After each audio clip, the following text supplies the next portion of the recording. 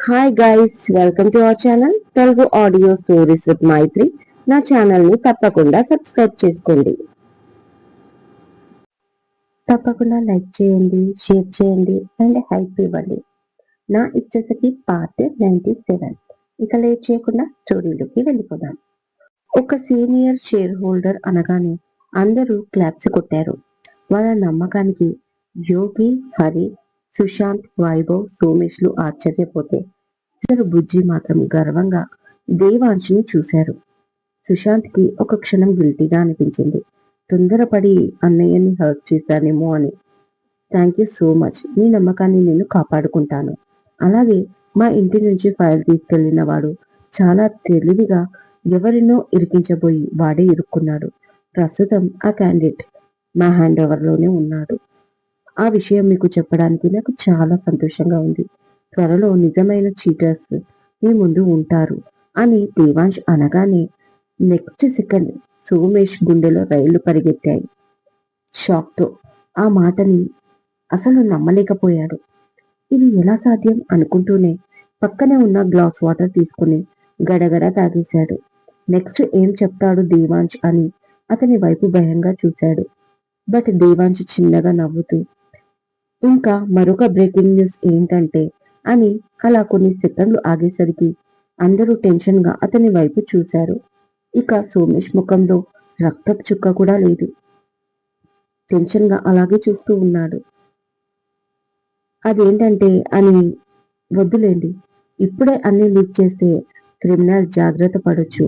ఎందుకంటే ఆ క్రిమినల్ మనలోనే ఉన్నాడు అని మరొక బాంబు వేశాడు ధీమాంష్. ఇక అంతే. గుండె ఆగినంత పని అయింది సోమేష్కి ఆ మాటతో. రోజులాగే ఆఫీస్లోకి అడుగుపెట్టిన ఇషిక తన టేబుల్ దగ్గరికి వచ్చేసరికి టేబుల్ పైన పెద్ద రోజ్ ఫ్లవర్ బుకే కనిపించింది. వెంటనే అది తీసి కింద పడేసి బాయ్ని పిలిచి టేబుల్ క్లీన్ చేసేటప్పుడు డస్ట్ని తీసి డస్ట్బిన్ లో వేయాలని తెలీదా? డైలీ నేను నీకు చెప్పాలా అని సున్నితంగా అడిగింది. సారీ మేడం, టేబుల్ క్లీన్ చేసేటప్పుడు ఇది లేదు అంటూ అది తీసుకెళ్లిపోయాడు అతను. చాలా కోపం వచ్చింది ఇషికకి. పరమానందం తనని రోజు ఏదో రకంగా ఇరిటేట్ చేస్తూనే ఉన్నాడు. కానీ తను పెద్దగా రియాక్ట్ అవ్వట్లేదు.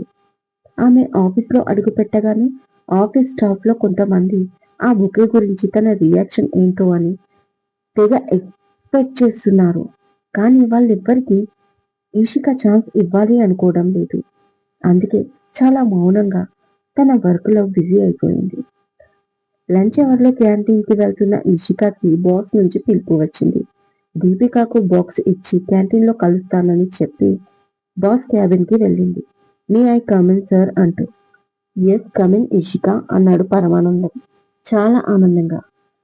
చెప్పండి సార్ పిలిచారు అని ఇషిక అనగానే మా మమ్మీ ఇవాళ ఇంటి నుంచి క్యారేజ్ పంపించింది అన్నాడు పరమానందం స్వింగ్ చైర్ లో ఊగుతూ. ఓకే సార్ తిని ఇషిక కూడా చాలా నార్మల్ గా ఉంది. నేననేది నా గురించి కాదు, నాకు డైలీ పంపిస్తుంది, కానీ ఇవాళ నీకు నాకు కలిపి పంపింది అనగానే చిరాకు వచ్చేసింది ఈషికాకి. వెంటనే నేను ఫాస్టింగ్ సార్, లంచ్ చేయను అంటుంది ఈషిక చేతులు కట్టుకొని. Oh really nice. ఇవాళ నుంచి నేను కూడా ఫాస్టింగే. అంటే ఇక పైన మొదలు పెడతాను. మీరు తినకుండా నేనెలా తింటాను అని ఓవర్ యాక్షన్ చేశాడు. అయ్యో ఎందుకు సార్, రిస్క్ తీసుకోకండి, ఆరోగ్యం పాడైపోతుంది అని ఇక అనగానే హ్యాపీ అయిపోయాడు. నా గురించి ఈషిక ఆలోచిస్తుందా అని మనసులో అనుకుంటూ. వెంటనే ఈషిక టైంకి ఫుడ్ తీసుకోకపోతే షుగర్ లెవెల్స్ తగ్గిపోతాయి. డయాబెటిక్ పేషెంట్స్ కి అది అస్సలు మంచిది కాదు అంటుంది ఈషిక. వెంటనే ఈషిక ఏంటా మాటలు, నాకు షుగర్ లేదు అన్నాడు చిరాకుగా ముఖం పెట్టుకొని పరమానందం. అవునా, అయితే మీకు బీపీ ఉందా అలా అరుస్తున్నారు అంటుంది ఈషిక. ఈషిక అసలు నా గురించి నీకేం తెలుసు, అనవసరంగా నాకు కోపం అన్న మాట మధ్యలోనే ఆగిపోయింది. ఈలోపు కాల్ వచ్చింది మేనేజర్ నుంచి. అది లిఫ్ట్ చేసి ముఖ్యమైన విషయం మాట్లాడుతున్నాను, ఇప్పుడు నన్ను డిస్టర్బ్ చేయడం అవసరమా నీకు అని మేనేజర్ పైన గట్టిగా అరిచాడు. కానీ అటువైపు నుంచి ఏం విన్నాడు, మేనేజర్ ఏం చెప్పాడో తెలీదు. వెంటనే ఏడుపు ముఖం పెట్టి ఎప్పుడు? ఏ గోడౌన్? ఎంతమంది వచ్చారు? సరే నేను వస్తున్నాను. నువ్వు ఎమ్మెల్యేకి కాల్ చేసి అతను ఎక్కడున్నాడో కనుక్కో అని స్పీడ్‌గా కార్ కీస్ తీసుకొని ఇషిక నేను నీతో తర్వాత మాట్లాడతా అంటూ బయటికి ఫాస్ట్‌గా వెళ్ళిపోయాడు పరమానందం. ఆ ఒక రోజుకి అమ్మయ్య అనుకుంది ఇషిక. ఇక క్యాంటీన్ వైపు అడుగులు వేసింది. కానీ నెక్స్ట్ డే అదిరిపోయే న్యూస్ తెలియబోతుందని ఈషికకు ఆ క్షణం తెలీదు. ఒక అమ్మాయి బాతి టబ్బులో స్నానం చేస్తూ తన పొడవైన కాళ్ళని ఒకదానిపై ఒకటి పెనవేసి పైకి పెట్టి తన చేతులతో నురగతో ఆడుకుంటూ ఉంటుంది. ఆమె కొత్త పెళ్లి కూతురు అనడానికి గుర్తుగా తన రెండు చేతులకు ఎరుపు రంగు గాజులు నిండుగా ఉన్నాయి. చేతులకు, కాళ్ళకు గోరింటాకు ఉంది. తెల్లగా మెరుస్తూ ఉండే చర్మం ఎరుపు రంగుతో ఇంకా అందాన్ని తెచ్చింది. ఇక హ్యాండ్ షవర్ తీసుకొని తన ఫేస్ పైకి కనిపిస్తున్న తన దేహంని తడుపుకుంటుంది ఆమె. అప్పుడే ఎవరో తన వాష్రూమ్ డోర్ నాక్ చేశారు. "ఎస్ కమిన్" అంటూ పైకి లేచి పక్కనే ఉన్న టవాల్ని తీసుకుంది. తన వంటికి చుట్టుకుంటూ వచ్చి డోర్ ఓపెన్ చేస్తుంది. కట్ చేస్తే ఆ డోర్ అవతల వైపు ఒక హ్యాండ్సమ్ ఫెలో "బేబీ నీకోసం ఒక సర్ప్రైజ్" అన్నాడు. "ఓ రియల్లీ? ఎక్కడా?" అడిగింది అతని వెనక వైపు చూస్తూ. అతను ఆమెను చూస్తూనే "మరి నాకేంటి" అన్నాడు టవల్ చూపిస్తూ. "నో" అంటూ టవల్ని గుండెల మీదికి రెండు చేతులతో పట్టుకుంది. అప్పుడే అతను ఒక బాక్స్ తీసి ఓపెన్ చేసి చూపించాడు. అది చూస్తూనే తన టవల్ కూడా వదిలేసి మరి చేతిలోకి తీసుకుంది. బంగారు వడ్డానం, కనిష్క్ జ్యువెలరీ చూస్తే ఎవరైనా అన్నీ మర్చిపోవాల్సిందే అని క్యాప్షన్ వచ్చింది ఆ యాడ్‌లో. అది మూడోసారి అతను చూడడం. అది చూసినప్పటి నుంచి కోపంతో రగిలిపోతున్నాడు వైభవ్. ఎందుకంటే ఆ యాడ్‌లో ఉన్నది అంజలి కాబట్టి. చాలా వరకు అర్ధనగ్నంగా కనిపించింది. అంజలి ఫుల్‌గా ఆమె బాడీ ఎక్స్‌పోజ్ చేసింది అందులో. మొదటి నుంచి చాలా సార్లు చెప్పాడు వైభవ్. కాస్త లిమిట్‌లో ఉండు అని. అప్పుడు కేవలం చెప్పడం వరకే ఉండేది. కానీ ఇప్పుడు మాత్రం అసలు భరించలేకపోతున్నాడు. ఎందుకంటే ఇప్పుడు ఆమె అతని భార్య కాబట్టి. అతని సొంతం. పరువుకి కూడా ఆమెతో లింకప్ అయ్యుంది. కాబట్టి చాలా ఆవేశంగా ఇంట్లోకి వెళ్ళాడు. అంజలి కనిపించలేదు. పద్మజని అడిగితే ఇవాళ లాస్ట్ డే షూటింగ్ అనింది. లేట్ కూడా అవ్వచ్చు అని కూడా చెప్పింది నాన్న అంటుంది. ఎంత ఆవేశంగా వచ్చాడు. అంతే ఆవేశంగా 10 నిమిషాలలో షూటింగ్ స్పాట్ కి కూడా వెళ్ళిపోయాడు. క్రిందటి యాడ్ కి రిలేటెడ్ గా హనీమూన్ కాన్సెప్ట్ తో ఊటీ సెటప్ వేసి షూట్ చేస్తున్నారు. అతనితోనే ఆమె ఉంది. మంచులో అతని చెయ్యి పట్టుకుని తిరుగుతూ ఉంది. ఇంకా కంప్లీట్ అవ్వలేదు షూటింగ్. ఇక అక్కడ అడుగు పెడుతూనే వాళ్ళని అలా చూసి కోపం ప్లస్ ఆవేశంతో అంజలి అని గట్టిగా అరిచాడు వైభవ్. ఒక్కసారిగా అందరూ అతని వైపు చూసి ఏంటి డాడ్? ఈ దేవాంష్‌కి అసలు బుద్ధి లేదా? మా ఇద్దరికి పెళ్లి ఫిక్స్ అయింది.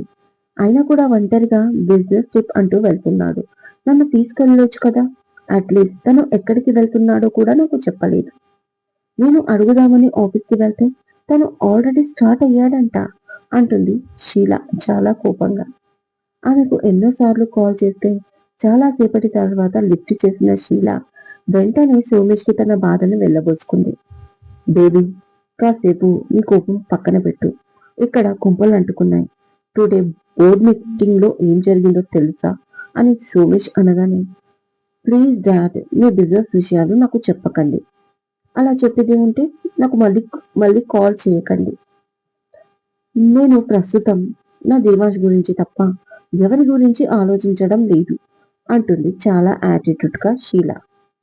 నేను చెప్పేది నీ దేవాంష్ గురించేనమ్మా అని సోమేష్ సీరియస్ గా అనగానే ఏం జరిగింది డాడ్ ఆయనకి అప్పుడు అడిగింది షీల. అతనికి ఏం కాలేదు. ఆ జరిగేదేదో మనకే జరిగేలా ఉంది. మనం చేసిందంతా బయటపడేలా ఉంది. ఈషిక విషయంలో మనం చాలా జాగ్రత్తలు తీసుకున్నాం. అయినా కూడా ఆ ఫైల్ తీసుకెళ్లిన వాడు అదే ఆ నేపాలి దేవాంశ్ హ్యాండ్ ఓవర్ లో ఉన్నాడంట అని సోమేష్ అనగానే వాట్ డాడ్ ఏం మాట్లాడుతున్నారు అంటూ ఆమె కూర్చున్న సోఫాలోంచి అదిరిపడి మరి నించుంది షీల. ఎస్ బేబీ అని సోమేష్ అనగానే, అదెలా పాసిబుల్ డాడ్? ఈ పని కోసం స్పెషల్లీ అతన్ని ఇక్కడికి రప్పించి పనవ్వగానే డబ్బులు ఇచ్చి మళ్ళీ దేశం దాటించాం కదా. మరొకసారి ఎక్కడ కనిపించకుండా మళ్ళీ వాడేలా వీళ్ళ చేతికి చిక్కాడు అని అడిగింది షీల. అది నాకేం తెలుసు, నువ్వే కదా అంతా చూసుకుంటాను అన్నావు, మళ్ళీ ఇదేంటి అని ఆయన అనగానే, అసలు ఏం జరిగింది మొత్తం చెప్పండి డాడ్ అంటుంది. ఇక మొత్తం వివరించాడు. మై గాడ్, అంటే కంపెనీ విషయంలో సేమ్ టైం తన పెళ్లి విషయంలో దేవ్ రియలైజ్ అవ్వలేదా అనగానే, పెళ్లి విషయంలో కాదు, ఆ అమ్మాయి విషయంలో అవ్వనట్టే కనిపిస్తున్నాడు. నువ్వే చెప్పు, నీకేమనిపిస్తుందో? అతను నీతో ప్రేమగా ఉంటున్నాడా అడిగాడు సోమేష్. నో, అలా అనలేను. అలా అని ఎస్ అని కూడా అనలేను డాడ్. ఎప్పుడు ఎలా ఉంటాడో అలానే ఉంటున్నాడు. అసలు ఏంటో అర్థం కావట్లేదు. మాట్లాడితే మాట్లాడతాడు, నవ్విస్తే నవ్వుతాడు. డిన్నర్కి వెళ్దాం, లంచ్కి వెళ్దాం అంటే పాజిటివ్గా ఓకే అంటాడు.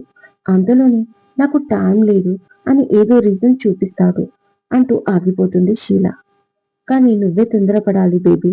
చూడు, నువ్వు అనుకున్నది జరగబోతున్నప్పుడు మళ్ళీ లేని ఆటంకాలు కడగకూడదు. ఇక నేను కూడా ఈ విషయంలో కాస్త సీరియస్ గానే జాగ్రత్తగా ఉండాలి. ఇప్పటి వరకు ఇషికాను అతను మీట్ అవ్వలేదు. మరి ఆ ఆలోచన అతనికి ఉందా ఏమో తెలీదు. కాబట్టి ఈషికాని కూడా ఏదో ఒకటి చెయ్యాలి అన్నాడు సోమేష్. డాడ్, మీరు మరీ డీప్ గా వెళ్తున్నట్టున్నారు. నిజంగా ఈషిక ఇష్యూలో సీరియస్ గా ఉన్నాడది. ఎందుకైనా మంచిది మీ ఫ్రెండ్స్, అదే శ్రీధర్ యోగి అంకుల్ని అడగండి. అవును అని సమాధానం వస్తే ఏదైనా స్టెప్ తీసుకోండి. నాకు తెలిసి ఆ మిడిల్ క్లాస్ది మళ్ళీ మనతో పెట్టుకోదు అనగానే, పిచ్చి శీల, ఆ అమ్మాయి పెట్టుకోదు. కానీ దేవాంశి ఆ అమ్మాయిని మనసులో పెట్టుకుంటే, ప్రేమ పెంచుకుంటే అనే డౌట్ పడ్డాడు తప్ప తన కూతురుతో అనలేదు సోమేష్. ఎందుకంటే కూతురు బాధపడుతుందని. ఎట్టి పరిస్థితుల్లో తన కూతురు దేవాతో సంతోషంగా ఉండాలి. దానికోసం సోమేష్ ఏదైనా చేస్తాడు. ఇలా ఆలోచిస్తూ, ఓకే బేబీ, నాకు వేరే వర్క్ ఉంది. నువ్వు మాత్రం ఆ ఫైల్ మోసిన పర్సన్ గురించి వివరాలు కనుక్కో. వాడు నేపాల్ చేరాడా లేక మధ్యలో ఎవరైనా అడ్డగించారా అది మనకు తెలియాలి. రేపు వాడేదైనా మన గురించి చెప్తే దానికి అనుగుణంగా మనం కూడా ఏదైనా స్టోరీ క్రియేట్ చేయాలి కదా అంటూ హెచ్చరించి కాల్ కట్ చేసి వెంటనే ఈ కుట్రలో పాత్రధారి అయిన మరొకరికి కాల్ కలిపాడు సోమేష్. ఎర్లీ మార్నింగ్ న్యూస్ చూసిన ఇషిక తన కళ్ళని తానే నమ్మలేకపోయింది. ఒక బ్రాండ్ పేరు పెట్టుకొని చాలా కల్తీ జరుగుతుందని సమాచారం మేరకు రైడ్ చేసిన పోలీసులకు కళ్ళు విస్తుపోయే విషయాలు వెలుగులోకి వచ్చాయి. వివరాల్లోకి వెళ్తే, చార్మినార్ టీ కంపెనీకి సంబంధించిన ఒక గోడౌన్ పైన పోలీసులు రైడ్ చేయడంతో వందల కిలోల నకిలీ టీ పొడిని తయారు చేస్తున్నట్లు తెలిసింది. పైగా డిస్ట్రిబ్యూషన్ కి రెడీగా ఉన్న ఆ టీ పొడిని స్వాధీనపరుచుకున్నారు. టీ పొడిలో 25% తేయాకు వాడితే 75% కొబ్బరి పీచు నుంచి తీసిన పౌడర్ ని కలుపుతున్నట్లు విచారణలో తేలింది. వెంటనే ఆ కంపెనీ దానికి సంబంధించిన దాదాపు 15 గోడౌన్స్ ని సీజ్ చేశారు పోలీసులు. ప్రస్తుతం చార్మినార్ టీ కంపెనీ ప్రొప్రైటర్ పరమానందంని విచారణ కోసం అదుపులోకి తీసుకున్నారు పోలీసులు. ఇంకా దర్యాప్తు జరుగుతుంది అని ఇలా చెప్పుకుపోతుంది న్యూస్ రీడర్. ఆ న్యూస్ వినగానే ఈషిక చాలా హ్యాపీ అయిపోయింది. మొత్తానికి వీడి టీ కంపెనీ మూలన పడేలా ఉంది. నన్ను ఇంత టార్చర్ చేస్తున్న మా బాస్ గాడి ఎదవ ఫేస్ ఇప్పుడు చూడాలి అనుకుంటూ, అయినా పోలీస్ అదుపులో ఉన్నాడు కదా, వాడికి కేసు ఎప్పుడు సాల్వ్ అవుతుందో అప్పటి వరకు మాత్రం నేను హ్యాపీగా నా వర్క్ చేసుకుంటా. ఇంతకీ కంపెనీ ఉంటుందో ఊడుతుందో తెలీదు, కానీ అప్పటి వరకైతే వర్క్ చేయాలి కదా అని ఫాస్ట్ గా రెడీ అయ్యి ఆఫీస్ కి చేరుకుంది ఈషిక. అందరూ సాడ్ ఫేస్ తో ఉన్నారు. స్టాఫ్ మొత్తం. వీళ్ళు ఇలా ఉంటే ఆ పరమానందం పరిస్థితి ఏంటో అని మనసులో అనుకుంటూ దీపిక దగ్గరికి వెళ్ళగానే, హాయ్ ఈషిక, నీకు పెద్ద గుడ్ న్యూస్ అనమాట అంటుంది మెల్లిగా. దాంతో తను, ఏ ఇష్ అంటూ పక్కకి తీసుకెళ్లి, ఇప్పుడు బాస్ గాడు ఎక్కడున్నాడు అని అడిగింది ఇషిక. ఇంకెక్కడా, గోడౌన్స్ మొత్తం సీజ్ చేశారు కదా, ఇంకా ఎంక్వైరీ జరుగుతుంది. అయితే మనవాడు మాత్రం తన తప్పేమీ లేదు, అంతా వర్కర్స్ చేసిన తప్పు అని తన కింది వాళ్ళపైన ఆరోపిస్తున్నాడట. మరి ఏం జరుగుతుందో తెలీదు అంటుంది దీపిక. అయ్యో పాపం, వాళ్ళదేం తప్పు, వీడు చెయ్యమంటేనే కదా వాళ్ళు చేస్తారు అంటుంది ఈషిక తన టేబుల్ పై కూర్చుంటూ. అంతే కదా, అయినా ఏదో రకంగా బయటపడతారులే. ఇలాంటి పెద్ద బిజినెస్ మ్యాన్లకి పొలిటీషియన్స్ కూడా సపోర్ట్ ఉంటారు. నాకు తెలిసి 2-3 రోజులలో ఈ ప్రాబ్లం మొత్తం సాల్వ్ అయిపోతుంది అని దీపిక అనగానే, ఏంటి నిజమా, నేను ఇంకా వీడు లైఫ్ లాంగ్ బాధపడతాడేమో అనుకున్నాను అంటుంది ఇషిక. అయ్యో ఇషిక, నీకేమీ తెలీదు. ఈ బిజినెస్ మ్యాన్స్ ఉన్నారే, వాళ్ళు అన్ని తప్పులు చేస్తారు. దొరికినప్పుడు వేరే వాళ్ళపైన తోస్తారు. దానికి తోడు క్షణాలలో మనసు మార్చుకొని తిమ్మిని బమ్మి చేస్తారు. అసలు బిజినెస్ మ్యాన్లను నమ్మకూడదు అని దీపిక అనగానే ఒక క్షణం దేవాంశ్ తన మనసులో మెదిలాడు. నిజమే కదా, తన అవసరానికి నన్ను తీసుకెళ్లి పెళ్లి చేసుకున్నాడు. నెక్స్ట్ ప్రేమించానని చెప్పాడు. నా ప్రాబ్లమ్స్ అన్ని తనది అన్నాడు. తన లైఫ్ లో ఇంపార్టెంట్ పర్సన్స్ మేము అన్నాడు. తీరా అతను ఇంట్లో లేని టైంలో నాకు కష్టం వస్తే నేను ఇల్లు వదిలేస్తే నా వైపు తిరిగి కూడా చూడట్లేదు. నిజమే, క్షణాలలో మనసు మార్చుకోవడం అంటే ఇదేనేమో. పిచ్చిదానిలాగా నేనే ప్రేమించాను, ఇంకా ప్రేమిస్తున్నాను. నా ప్రాణం పోయే క్షణం వరకు ఇలాగే ప్రేమిస్తాను. నా ప్రాణం, నా ప్రేమ అన్నీ మీరే అయిపోయారు. ప్రేమించిన వ్యక్తికి ప్రేమ ఇవ్వడం మాత్రమే తెలుసు, తిరిగి అడగడం రాదు అని ఇప్పుడే తెలిసింది. అందుకే అంటారేమో ప్రేమ త్యాగాన్ని కోరుకుంటుంది అని. నేను ఎంత బాధలో ఉన్నా మీ శ్రేయస్సుని నేను కోరుకుంటున్నాను. మీరు ఎక్కడ ఉన్నా హ్యాపీగా, ఇంకా సక్సెస్ఫుల్ గా మీ లైఫ్ ని లీడ్ చేయాలని నా మనసు కోరుకుంటుంది తప్ప మీ పైన కోపం రావడం లేదు. మీరు నేను ఒకటి కావాలని ఎంతో ఆశపడ్డాను. అయినా కూడా నా ఈ ఆశని సమాధి చేస్తూ మిమ్మల్ని తలుచుకొని రోజు, గంట, నిమిషం, క్షణం ఉండడం లేదు నాకు. ఎందుకు నా మనసు పైన ఇంతలా మాయ చేశారు మీరు అని ఆలోచిస్తూ అలాగే ఉండిపోయింది. అప్పటికే అలా కంట్లోంచి కన్నీళ్లు జారి చెంపలను తడిమేశాయి. ఏ ఇషిక, ఎందుకు ఏడుస్తున్నావు నువ్వు అని గట్టిగా అరిచింది దీపిక. తన మాటకి ఈ లోకంలోకి వచ్చిన ఇషిక వెంటనే కళ్ళు తుడుచుకొని, లేదు, ఏదో ఆలోచిస్తున్నాను అనగానే, ఏం ఆలోచిస్తున్నావు? మన బాస్ గాడి గురించా? కొద్ది రోజులు వాడి టార్చర్ నీకు ఉండదులే, ఇక వదిలే అంటుంది. దాంతో సైలెంట్ గా తన వర్క్ లో ఉండిపోతుంది ఇషిక. ఏంటి అన్నయ్య గారు మీరు చేసిన దానికి నాకు సంబంధం ఏంటి? అవును, నేను ఒక ప్లాన్ చెప్పాను, దాన్ని మీరు ఈ ఇష్టంతోనే అమలు చేశారు. మనం అనుకున్నది జరిగింది. అందులో నేను మాత్రమే కాదు, మీరు కూడా హ్యాపీ అయ్యారు. ఈషిక ఇక్కడ ఉన్నా లేకున్నా నాకేం ఒరిగేది లేదు. అదే ఈషిక ఇల్లు విడిచి వెళ్ళిపోవడం వల్ల కూతురు ఈ ఇంటికి కోడలవుతుంది. ఇప్పుడు చెప్పండి, ఇందులో లాభపడ్డది ఎవరు? మరి అదే రోజు వద్దు, నాతో అవ్వదు, ఇలాంటివన్నీ నేను చెయ్యలేను అని నా ముఖం మీద చెప్పి ఉంటే నేను మిమ్మల్ని బలవంత పెట్టేదాన్నా? ఏదో అనుకున్నాను, జరగలేదని ఊరుకునేది. ఈ ఇష్యూలో నేను లాభపడింది లేదు. ఇంకా కేసులు గట్రా అని అందరి కళ్ళల్లో పద్మజనే అంత చేసింది అంటే ఎలా అండి అన్నయ్య గారు? అసలే గుట్టుగా సంసారం చేసుకుంటున్న ఒక గృహిణిని ఏదో మీరు చేస్తున్న యాగంలో నా వంతుగా అంజలి ప్రెగ్నెంట్ అనే ఆద్యం పోశాను. అంతకు మించి నాకు ఏ పాపమూ తెలీదు అంటుంది పద్మజ ఫోన్లో. ఇదండి ఇవాళటి ఎపిసోడ్. ఈ ఎపిసోడ్ మీకు నచ్చినట్టు అయితే నాకు కామెంట్లో చెప్పండి. అలాగే లైక్ చేయండి, షేర్ చేయండి, హైప్ ఇవ్వండి, సబ్స్క్రైబ్ చేసుకోండి నా ఛానల్ని. మరొక మంచి ఎపిసోడ్తో మీ ముందు ఉంటాను. మైత్రి.